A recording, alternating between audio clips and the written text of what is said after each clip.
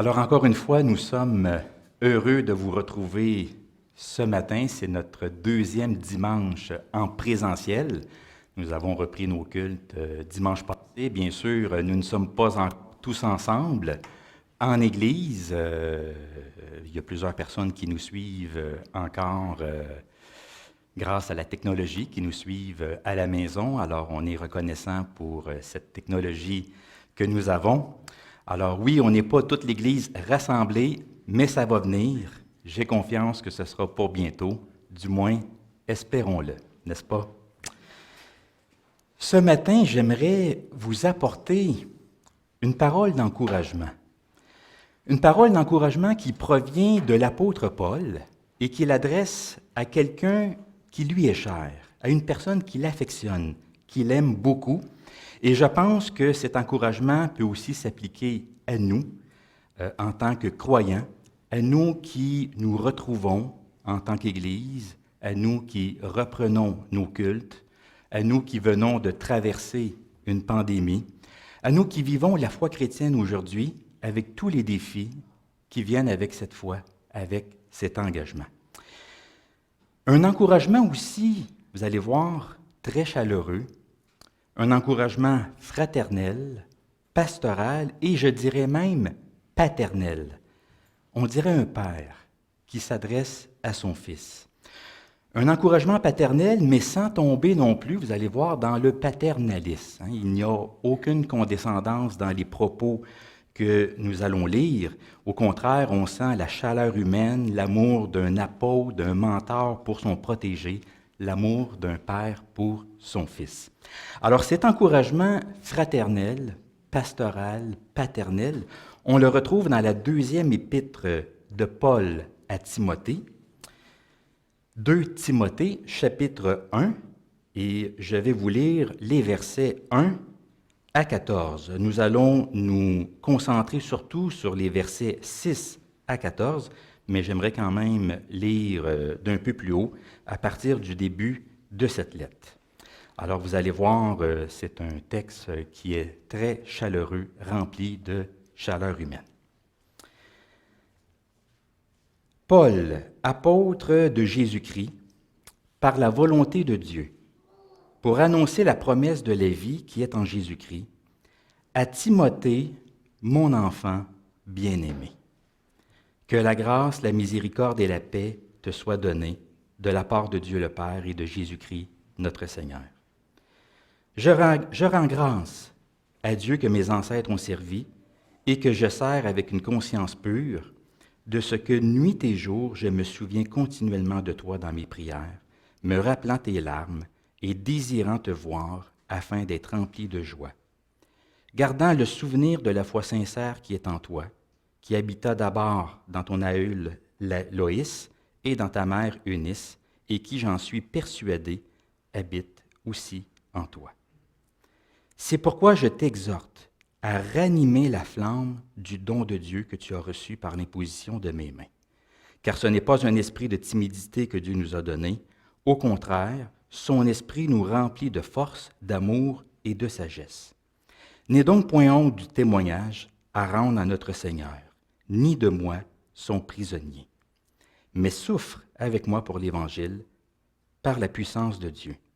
Il nous a sauvés et nous a adressé une saine vocation, non à cause de nos œuvres, mais selon son propre dessein et selon la grâce qui nous a été donnée en Jésus-Christ avant les temps éternels, et qui a été manifestée maintenant par la venue de notre Sauveur Jésus-Christ, qui a réduit la mort à l'impuissance et a mis en évidence la vie et l'immortalité par l'Évangile.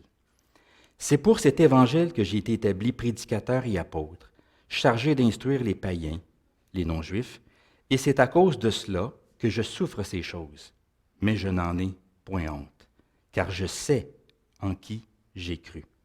Et je suis persuadé qu'il a la puissance de garder mon dépôt jusqu'à ce jour-là. Retiens dans la foi et dans l'amour qui est en Jésus-Christ le modèle des saintes paroles que tu as reçues de moi. Garde le bon dépôt par le Saint-Esprit qui habite en nous. Alors c'est un très beau texte, n'est-ce pas? On sent le ton chaleureux de l'apôtre Paul à l'égard de Timothée. Alors que le Seigneur puisse nous parler, nous rejoindre, nous interpeller ce matin à travers ce beau texte. Amen.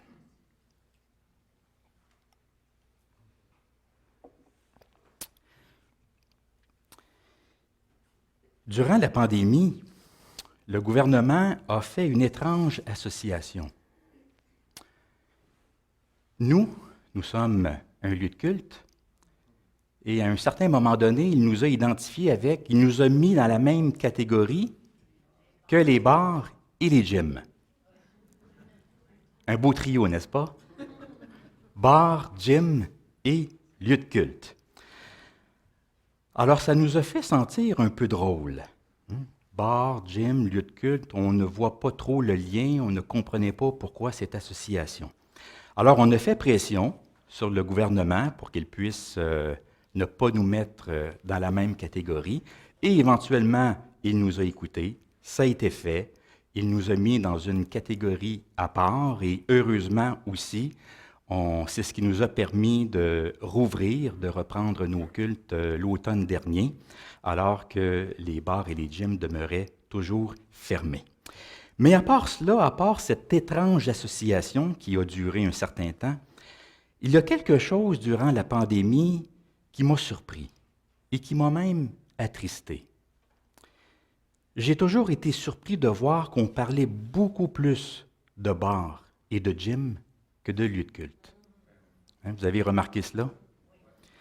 On s'est beaucoup préoccupé de ce qui se passait, de ce qui arrivait avec les bars et les gyms, mais pas trop avec ce qui se passait avec les églises, les synagogues, les mosquées, les lieux de culte. En écoutant les conférences de presse du gouvernement, j'ai souvent eu l'impression que pour eux, les lieux de culte n'existaient pas, qu'on n'avait pas grande importance, que ça ne valait pas vraiment la peine d'en parler. On parlait des commerces, des garderies, des écoles, des musées, des universités, mais pas vraiment des lieux de culte. En tout cas, on avait l'impression qu'on était dans le bas de la liste. Et les journalistes ne posaient pas non plus beaucoup de questions sur les lieux de culte, mais beaucoup de questions sur les bars et les gyms. Du moins, c'est l'impression que j'en ai eue.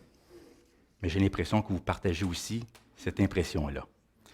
Je me demande si tout cela est révélateur de quelque chose, d'une certaine tendance au sein de notre société. Je sais que de nos jours, la pratique religieuse n'est pas très forte. Je n'ai pas de statistiques avec moi, mais je suis sûr que les bars et les gyms sont beaucoup plus fréquentés que les lieux de culte. En tout cas, ce qui est clair, c'est que les lieux de culte ne disposent pas de la même importance qu'ils avaient autrefois. Et au Québec, c'est vrai en ce qui concerne l'Église. On dit aujourd'hui que l'Église n'est plus au centre du village. Vous avez peut-être déjà entendu cette expression-là. Il y a même un petit livre qui a été écrit « Quand l'Église n'est plus au centre du village ». C'est fini ce temps-là.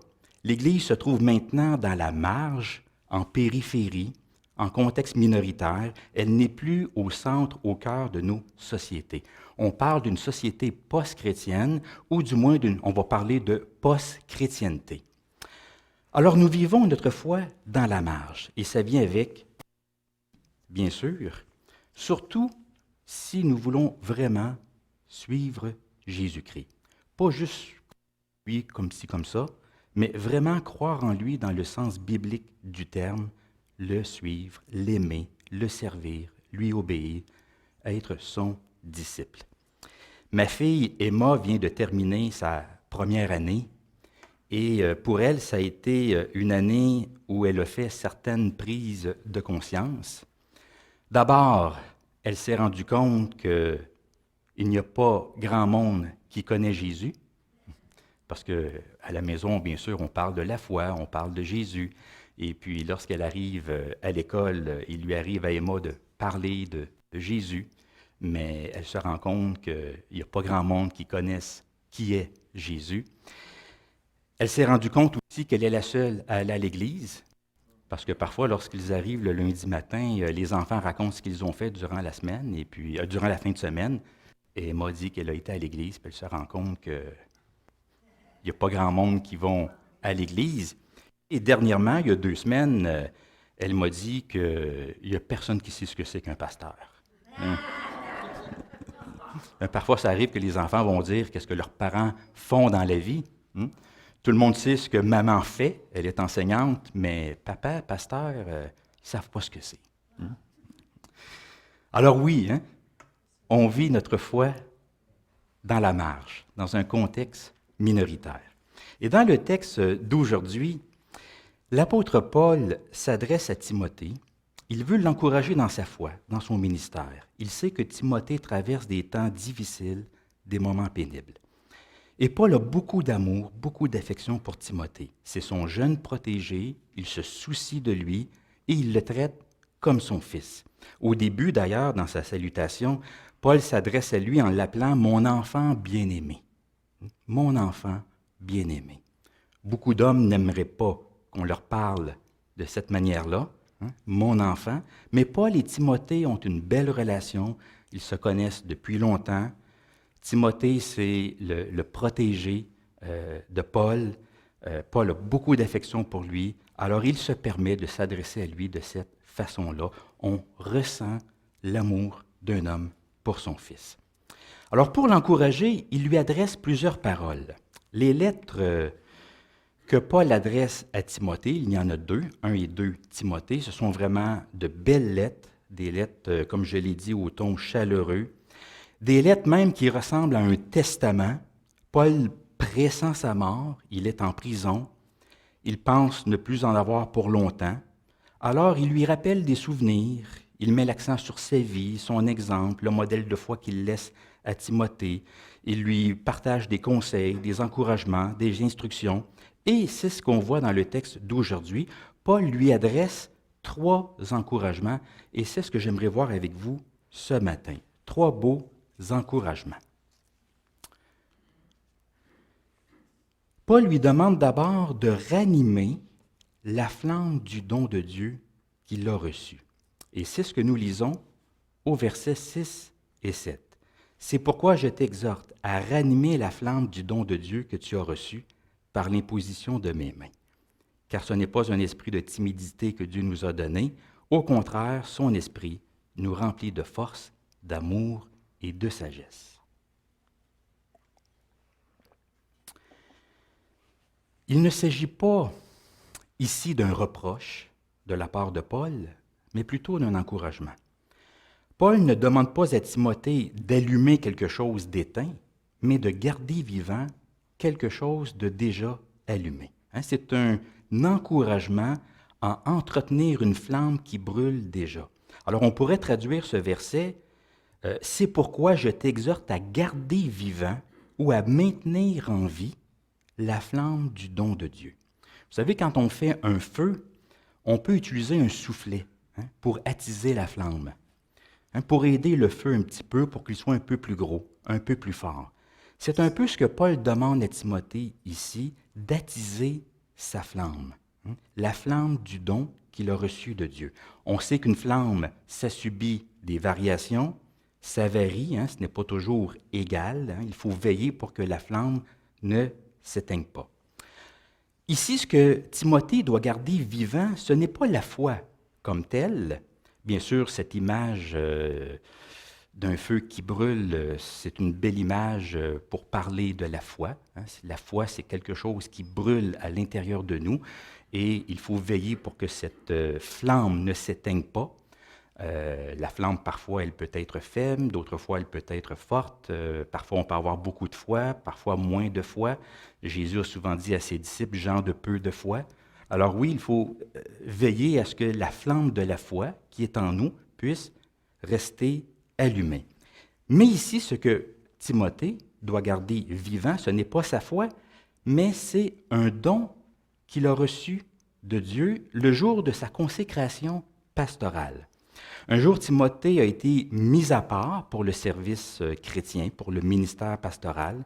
Il a eu ce qu'on appelle un service d'installation pastorale ou de consécration pastorale, comme moi j'ai déjà eu ici à l'Église il y a plusieurs années, au tout début de mon ministère.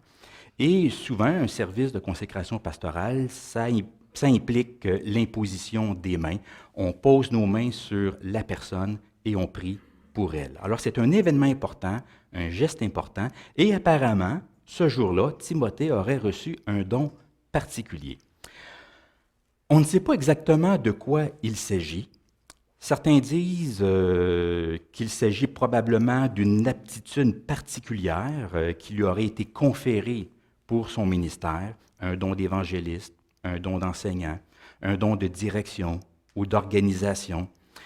Il est possible aussi que ce don reçu désigne tout simplement le ministère pastoral lui-même, parce que le service pour Dieu, c'est aussi un privilège, c'est une grâce, hein, ce n'est pas un dû à cause d'un certain mérite, c'est une grâce. Alors Dieu l'aurait établi dans un ministère et c'est ce ministère qui serait un don, une grâce reçue. Alors si c'est le cas, on pourrait traduire ce verset, « Je t'exhorte à ranimer la flamme du ministère que Dieu t'a confié. Hein, du ministère, ce don que Dieu t'a accordé. Alors, on ne sait pas exactement de quoi il est question, mais ce qui est sûr, c'est que Timothée doit garder allumé ce qu'il a reçu de la part de Dieu, que ce soit sa foi, un don particulier ou le ministère pastoral. Et pour l'encourager à ranimer, à entretenir ce don reçu, bien, Paul va lui rappeler une vérité importante. Il va lui rappeler la nature de l'Esprit Saint qui lui a été donné. Au verset 7, « Car ce n'est pas un esprit de timidité que Dieu nous a donné, un esprit de peur ou de lâcheté, hein, le mot peut être traduit de différentes façons, mais au contraire, son esprit nous remplit de force, d'amour et de sagesse. » Trois termes importants pour décrire l'Esprit Saint, force, amour et sagesse. L'Esprit Saint donne la force, c'est un pouvoir habilitant, il nous équipe, il nous rend capables de faire ou d'accomplir quelque chose, notre ministère, notre service. L'Esprit Saint suscite aussi la bonne disposition d'esprit, hein, un amour concret, pratique, qui cherche le bien d'autrui. Et cet esprit, très important, nous fait avancer avec prudence, avec retenue. Hein, c'est un esprit de sagesse, qu'on va traduire parfois aussi par maîtrise de soi. Alors j'aime cette combinaison de ces trois mots. Dans notre service chrétien, nous avons besoin de force, autrement nous serons laissés à nous-mêmes, incapables de bien servir le Seigneur. Nous avons besoin de son amour, hein, parce qu'autrement notre service ne reflèterait pas l'Esprit du Christ. Il n'y aura pas grand-chose d'attirant dans notre service. Et nous avons besoin de sa sagesse, parce que sans cela, nous risquons de saboter notre service, de tomber dans des excès de toutes sortes, des excès de zèle, voire du fanatisme, de l'extrémisme. Hein. Nous avons besoin de sagesse.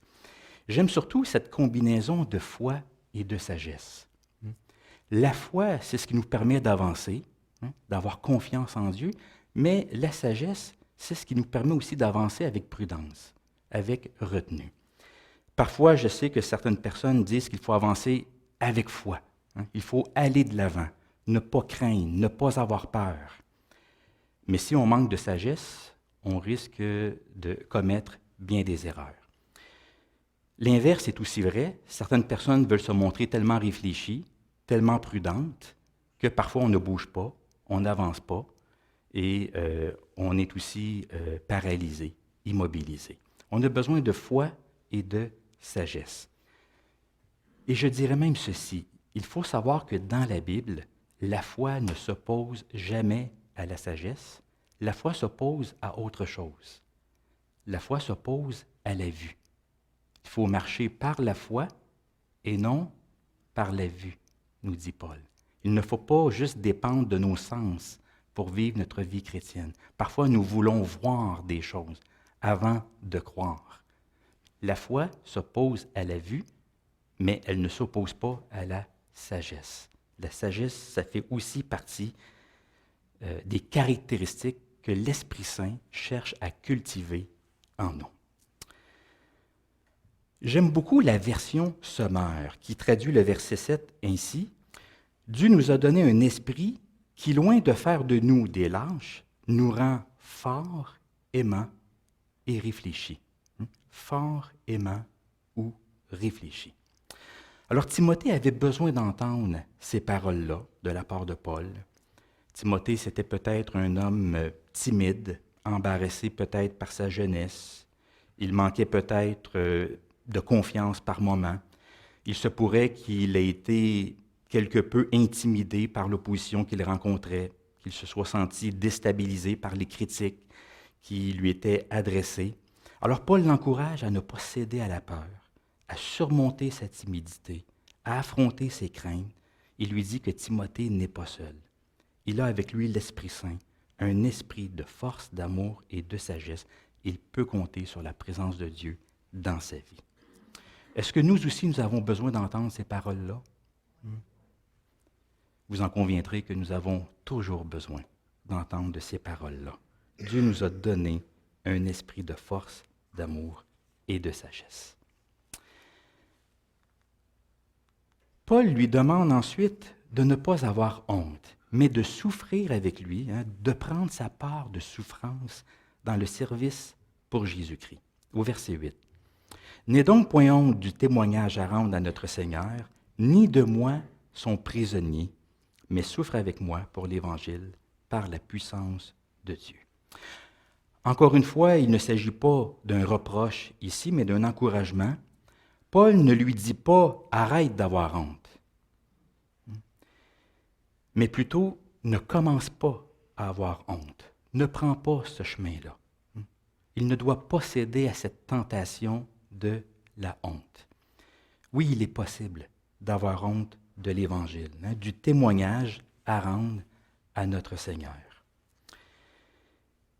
Il est possible d'avoir honte de s'afficher chrétien, de dire aux autres que nous sommes croyants. Il est même possible d'être gêné de s'associer à des chrétiens, à des serviteurs de l'Évangile, à l'Église même, parce que Paul ajoute « et de moi, son prisonnier ». Paul est en prison à cause de sa foi, à cause de son service, de sa proclamation, et on voit plus tard dans la même épître qu'il fait référence à plusieurs personnes qui l'ont abandonné. Il y a des gens qui ont eu honte de Paul, de ses chaînes, et qui ont décidé de l'abandonner. Mais ici, Paul demande à Timothée de ne pas avoir honte ni de l'Évangile, ni de lui, son prisonnier. Je sais que déclarer sa foi ouvertement, ce n'est pas toujours évident. Parce que lorsqu'on parle ouvertement de notre foi, il arrive que le regard des autres, pas toujours, mais parfois, il arrive que le regard des autres sur nous soit altéré. On peut être perçu comme étant des gens irrationnels, des gens crédules, des faibles d'esprit, des gens qui ont besoin de béquilles. On peut être perçu comme des gens arriérés, d'une autre époque, des gens intolérants, tout simplement parce qu'on a certaines valeurs qui leur paraissent plus traditionnelles. On peut aussi subir, dans certains cas, de la discrimination et même dans certains pays, de la persécution. Alors Paul, à travers Timothée, nous encourage à ne pas avoir honte de l'Évangile et même à prendre notre part de souffrance.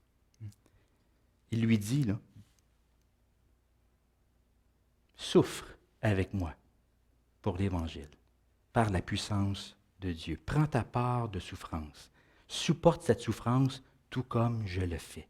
Il ne dit pas qu'il faut rechercher la souffrance, qu'il faut faire exprès, qu'il faut se mettre les deux pieds dans les plats. Rappelons-nous, un Esprit Saint qui nous est accordé, foi, amour et sagesse. Mais parfois, dans le service chrétien, dans notre proclamation, il peut en résulter une souffrance que Paul nous invite à recevoir, à accepter.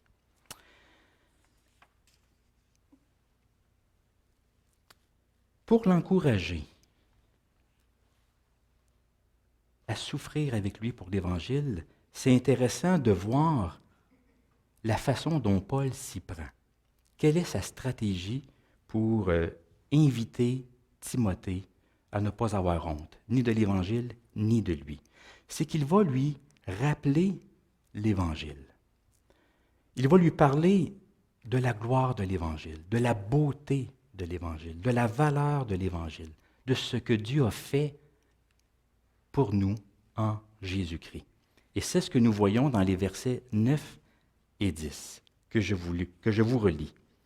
Il nous a sauvés et nous a adressé une saine vocation, non à cause de nos œuvres, mais selon son propre dessein et selon la grâce qui nous a été donnée en Jésus-Christ avant les temps éternels, et qui a été manifestée maintenant par la venue de notre Sauveur Jésus-Christ, qui a réduit la mort à l'impuissance et qui a mis en évidence la vie et l'immortalité par l'Évangile.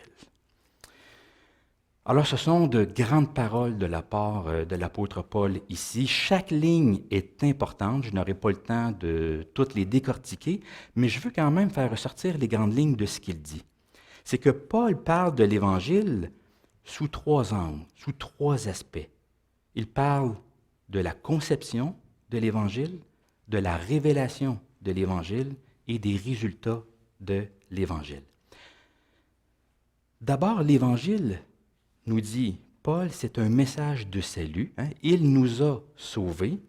C'est un message de salut qui remonte bien avant le commencement du monde.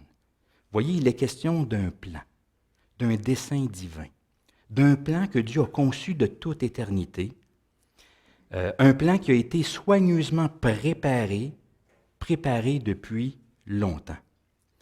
Alors Dieu, de toute éternité, il est question avant les temps éternels, de toute éternité, Dieu avait ce désir de nous sauver et de nous appeler à quelque chose, à une vie nouvelle, à faire partie de son royaume.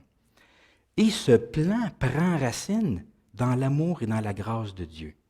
Tout se fonde sur la grâce, sur la pure grâce de Dieu, aucunement sur nos mérites. Alors c'est un peu comme le dit Jean, dans sa première épître, Dieu nous a aimés le premier. C'est Dieu qui a pris l'initiative du salut. Tout a commencé avec Dieu, son amour, sa miséricorde et sa grâce. Donc, il y a un plan de salut qui remonte avant les temps éternels. Et un jour, tout s'est concrétisé. Ce plan a été révélé. Il y a eu une épiphanie. Ça vous dit quelque chose, ce mot-là? Il y a eu une épiphanie. Qu'est-ce que c'est pour nous, l'épiphanie? Oui, c'est une fête chrétienne. En fait, c'est le 6 janvier, c'est la révélation du Christ aux mages, qu'on appelle l'épiphanie. Alors pour nous, l'épiphanie, c'est une fête chrétienne, mais c'est un mot biblique et une notion théologique importante. Et ce mot apparaît ici, au verset 10. Ce plan a été manifesté maintenant par la venue.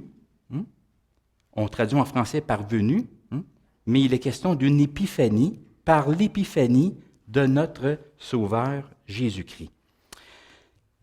Le mot épiphanie, j'insiste là-dessus parce que c'est un mot important dans les épîtres pastorales. Quand on parle des épîtres pastorales, c'est 1 Timothée, 2 Timothée et Tite.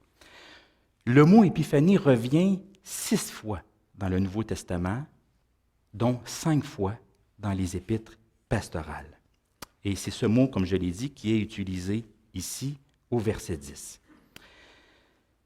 Qu'est-ce que c'est qu'une épiphanie? Bien, le mot veut dire apparition brillante, éclat. C'est une manifestation radieuse, une révélation éclatante. C'est le moment où tout se met à resplendir. La plupart du temps, lorsque Paul utilise ce mot, c'est pour l'appliquer à la deuxième venue de Jésus-Christ. Quand le Christ va revenir, ça va être une épiphanie, une révélation éclatante. Mais là, ici, le mot est appliqué non pas à la deuxième venue du Christ, mais à sa première venue, à sa manifestation historique dans le temps. Pourquoi est-ce que ce mot convient ici? C'est parce que la venue du Christ a mis en lumière ce plan de Dieu conçu de toute éternité. Un jour, ce qui était caché a été révélé, il a été dévoilé. Ce plan qui remonte aux temps éternels a été manifesté dans le temps par l'apparition brillante de Jésus-Christ. Alors la venue de Jésus-Christ, ça a été comme une épiphanie dans le monde, que tous ne reconnaissent pas, bien sûr, mais une épiphanie, néanmoins, une épiphanie historique. Le plan de Dieu n'est pas resté que sur papier. Ce n'est pas resté que dans son cœur, que dans son esprit. Il s'est aussi concrétisé dans le temps et dans l'histoire par la venue de Jésus-Christ. Et finalement, nous dit Paul, quand Jésus est venu, qu'est-ce qu'il a fait? Quels ont été les résultats de la révélation de ce plan? Qu'est-ce que nous lisons? Qui a réduit la mort à l'impuissance et a mis en évidence la vie et l'immortalité par l'Évangile. Alors la mort a été vaincue, c'est-à-dire que la mort a perdu ses droits. Paul ne mentionne pas la mort et la résurrection de Jésus ici, mais c'est probablement sous-entendu. Le Christ a fait éclater la mort parce qu'il est ressuscité, et grâce à cela, bien, il y a une possibilité de vie éternelle qui s'offre à nous. Nous pouvons atteindre la vie et l'immortalité par l'Évangile. La semaine passée, nous avons parlé de la condition humaine qui est fragile. Nous sommes vulnérables, nous sommes pécheurs en besoin de salut, de rédemption. Nous sommes mortels, la maladie, la mort font partie de l'existence humaine. Mais l'Évangile que Jésus apporte vient avec une promesse, une espérance. Nous pouvons goûter à ce qui appartient à Dieu seul. Parce que Paul nous dit dans les Épîtres pastorales qu'il n'y a que Dieu qui est immortel. L'immortalité appartient à Dieu seul, mais par l'Évangile, Dieu nous fait participer à ce qui lui appartient, qui est l'immortalité. Alors, lorsqu'il est question ici de vie, d'immortalité, c'est une façon de dire que c'est Dieu qui vient restaurer la vie. C'est Dieu qui vient apporter la vie éternelle, la vie abondante. Il vient restaurer la vie. Il vient réparer, redresser la condition humaine.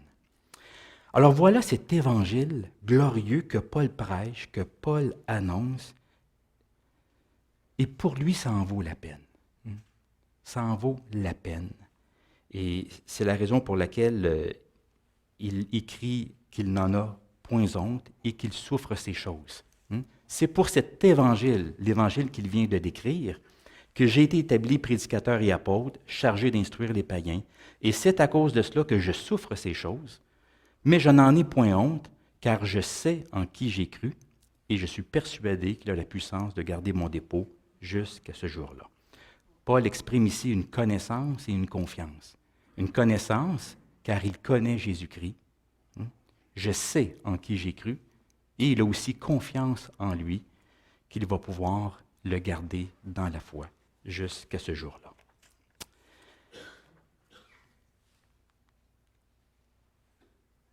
Il reste la troisième exhortation de Paul. Une exhortation qui vient en deux parties, en deux temps, retenir le bon modèle et garder le bon dépôt. Versets 13 et 14. Retiens dans la foi et dans l'amour qui est en Jésus-Christ le modèle des saintes paroles que tu as reçues de moi et garde le bon dépôt par le Saint-Esprit qui habite en nous. Timothée a été exposé à un exemple, même à plusieurs exemples, à l'exemple de sa grand-mère, Loïs, à l'exemple de sa mère, Eunice, et aussi à l'exemple de Paul, son mentor, son père dans la foi.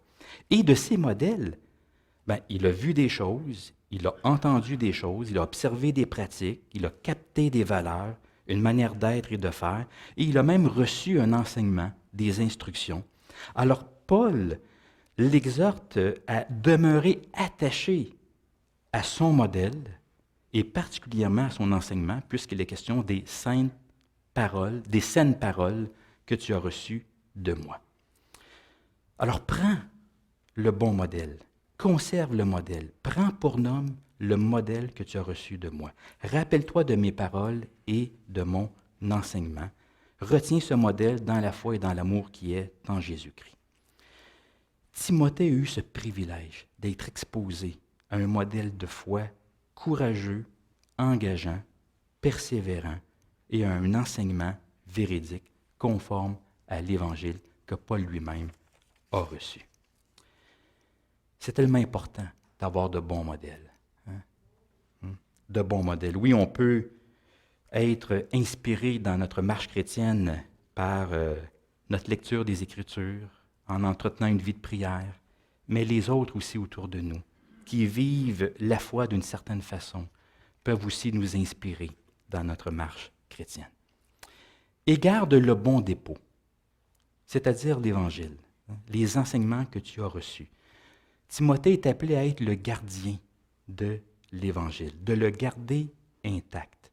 Là, vous savez, lorsqu'on fait un dépôt, le banquier a la responsabilité de garder l'argent ou le bien qui lui a été confié. Il doit le conserver en lieu sûr, le garder intact. Le mot garder veut dire ici protéger contre la perte, la destruction et l'altération. Alors Timothée, il est question de faux docteurs aussi, des faux enseignements dans les épîtres pastorales. Alors Timothée est appelé à rester attaché à l'évangile qu'il a entendu de l'apôtre Paul et à le garder intact. Ça ne veut pas dire, on est appelé à faire la même chose aussi, ça ne veut pas dire qu'on ne peut pas transposer l'évangile, l'adapter pour aujourd'hui, le contextualiser, l'actualiser, mais il faut quand même faire attention pour ne pas l'altérer, changer sa nature, changer sa substance. Alors garde le bon dépôt par le Saint-Esprit qui habite en nous.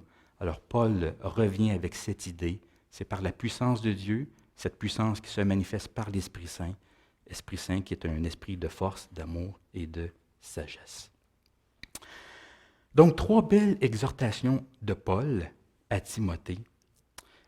Ranime la flamme du don que tu as reçu de Dieu. N'aie point honte de l'Évangile, mais souffre avec moi pour l'Évangile et retiens le bon modèle, garde le bon dépôt.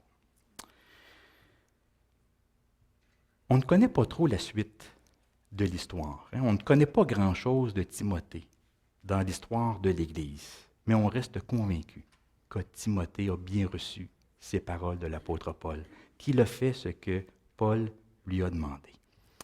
Et quelque part, nous sommes tous appelés aussi à faire comme lui. Nous sommes tous un peu des Timothées.